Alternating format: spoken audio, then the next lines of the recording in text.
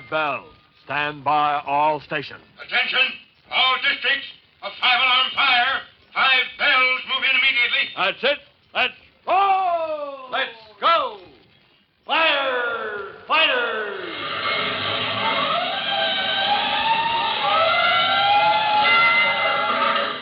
Presenting Firefighters, the true-to-life story of our unsung heroes who stand ready to ride by day or night against our most murderous enemy, the demon of fire.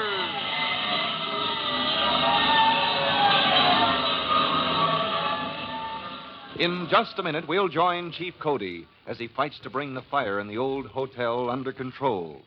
The danger of explosion from the truck carrying gasoline, which had crashed into the front of the building, is over. But now, he is moving his men back from the front wall, which is in immediate danger of collapsing. As far as the chief knows, his friend, rookie fireman Tim Collins, and the authority on the chemically treated water, which they've been using experimentally, one Mr. Peck, as far as the chief knows, both are on the other side of the building now, helping to evacuate people from the burning hotel. But Chief Cody is mistaken, as you'll see right after the following announcement.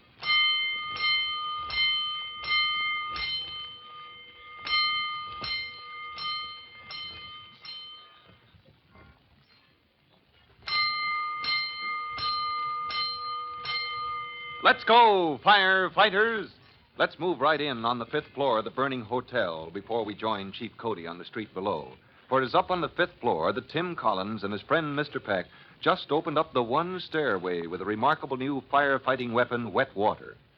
Well, once they had checked the smoke and flames, allowing the group of people previously trapped to get down onto the floor below, where the fire escapes and the back stairs are still open, well, then Tim had started down to safety himself, only to discover then that Mr. Peck was missing. 5 minutes were gone before he found him halfway down the smoke-filled top-floor corridor. Mr. Peck! Oh, good grief, where have you been? Lady left a handbag in room 502, Tim. You mean you wasted precious time hunting for a Had trouble lady? finding the room on account of smoke. Had trouble finding the purse on account of women never put anything where it belongs. Good heavens, what was that, Tim? The front wall has collapsed, that's all. Yeah, we'd better hurry down those stairs. There aren't any now. You mean we've got to climb back down that ladder? That's not there now. The chief pulled the aerial ladder truck out front where it's needed. Then we'd better get to the window and claw him. Listen, Peck, don't you think the windows collapsed with the wall? We can't even get around to the other side of the building where the fire escape started on the floor below. We're trapped. Trapped? How embarrassing. What are we going to do? Look down the corridor and you'll see. Come on. Right, it's a flame, though. This whole floor. Hurry up.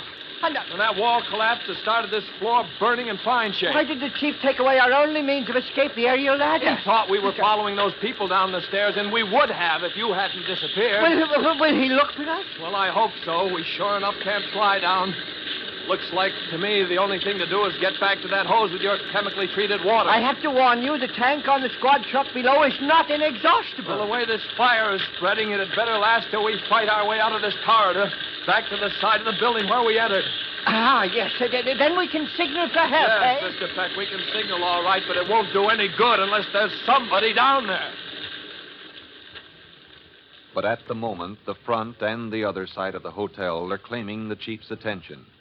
It isn't until some time later that he looks around for Tim. And then he notices Tim's young brother Jimmy standing at the edge of the crowd. Hey there, Jimmy. Let him through, Mac. I want to ask him something. Hi, Chief Cody. You seen my brother? I've been looking around for him ever since I got here. That's what I was going to ask you. I knew you would have an eye out for him. I didn't see him. Some fire, huh? Yes. Just got everybody out before it began to spread along this side. I'm afraid we're not going to save it, son.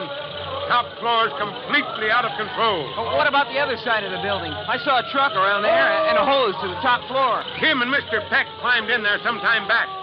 They came down with the others after I ordered them to abandon that line. You gonna move it? Well, we've got our hands full right here. This is where the danger is, Jimmy. Well, no more questions. You get back behind the rope.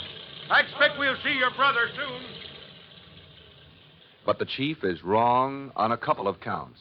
The danger, as far as Tim is concerned, is right outside the door of the room where the fire has forced him and Mr. Peck. And as for seeing him soon, well... Staring at the hose won't squeeze another drop out of it, Tim. I know. Maybe we'd have stood a chance if your tank and the truck down below hadn't picked this time to run dry. How long do we have before... Oh, maybe a couple of minutes, Mr. Peck. Too much wood in an old structure like this needs fireproofing. I hate to die without knowing whether Chief Cody will use wet water in his future operations, Tim. Well, it's great stuff. You and I could have used a bit more. Makes me angry to think I was staying in this very hotel and that they couldn't give me enough heat to keep me warm, and now I find the heat unbearable. See, what are you doing? I'm looping the end of this hose around the bedpost like a rope. With a light line like this, it should be easy to knot like that.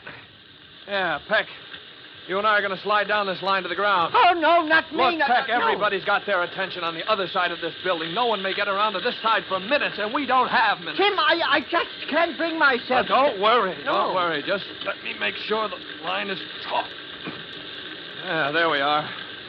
All right, all set. Now up you go. But you set me down, you'll drop me out of that window. Now, if you hang on to the line, get a hold there. That's get it. hold of it. All right, now wrap your legs around it. Hug it with your arms, not your hands. Again. Otherwise, you'll burn your hands when you start to slide. When I do what? You've heard of the law of gravity, Mr. Peck. All ready? Never. That's too long a time, Peck. Hang on now. I'm going to let go of you. What have you got to say to that?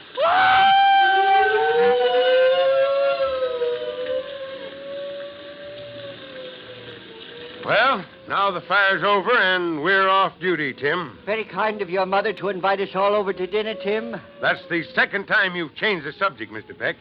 What I want to know is, if you were trapped on the top floor... Oh, we were, Chief. Believe me, we were. Then how did you get down? Well, sir, it was a variation of the old Indian rope trick. Chief Cody, tomorrow I leave town to demonstrate the value of our chemically treated water. I am, by inclination, a man of dignity. Yes, sir, and I've promised to say nothing to hurt his pride until he's gone. But Peck claims it was wet water that saved your life. Yes, Chief. I can say without exaggeration that if we hadn't run that line up to the top of the hotel there, we wouldn't be here now. But there wasn't a drop left in that tank. I checked. The last one was the most effective drop of all, Chief. And if you'll pardon the expression, what a drop it was. A short time later, in the peace and quiet of Tim's home. Well, if you gentlemen are all ready, dinner's on the table. I've known Tim's mother for years, Mr. Peck. And you take my word for it, Mrs. Collins is the world's best cook. I thank you, Chief Cody. Remarkable family you have, Mrs. Collins, remarkable. Your oldest son, fast-thinking and courageous. Trudy, your daughter.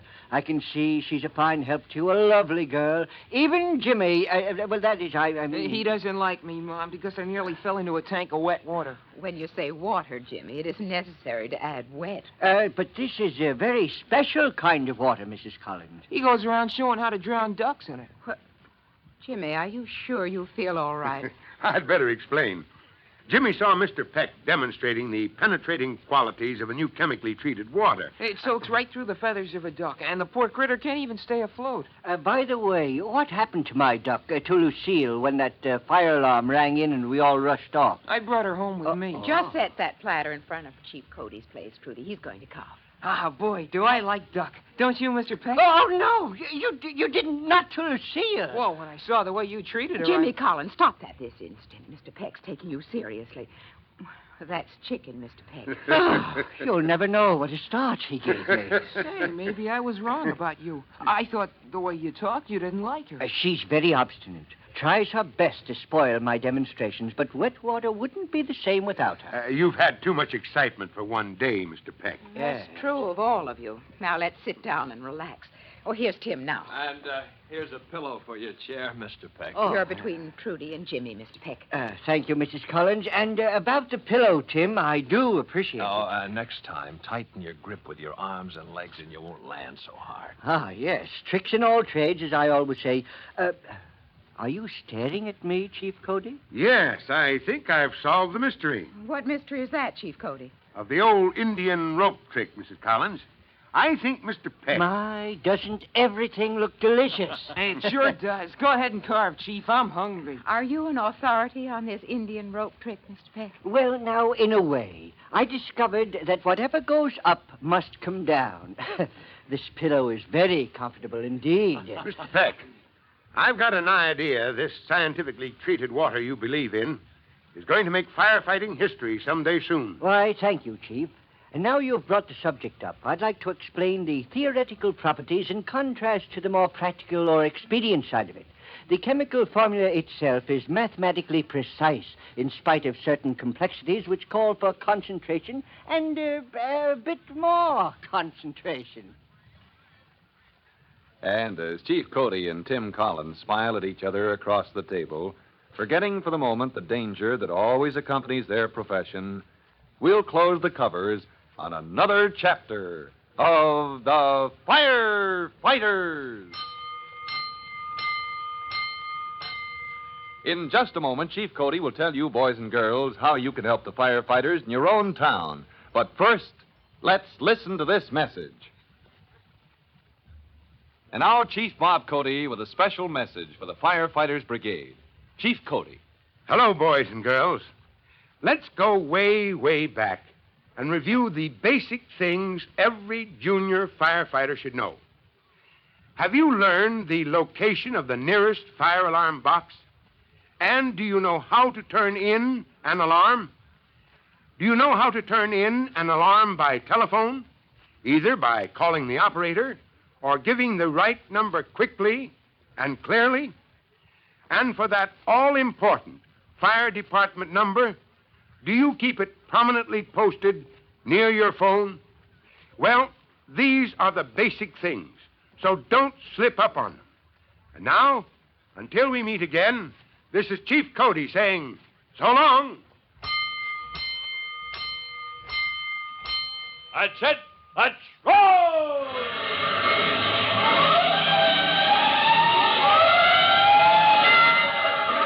Let's go! Firefighters!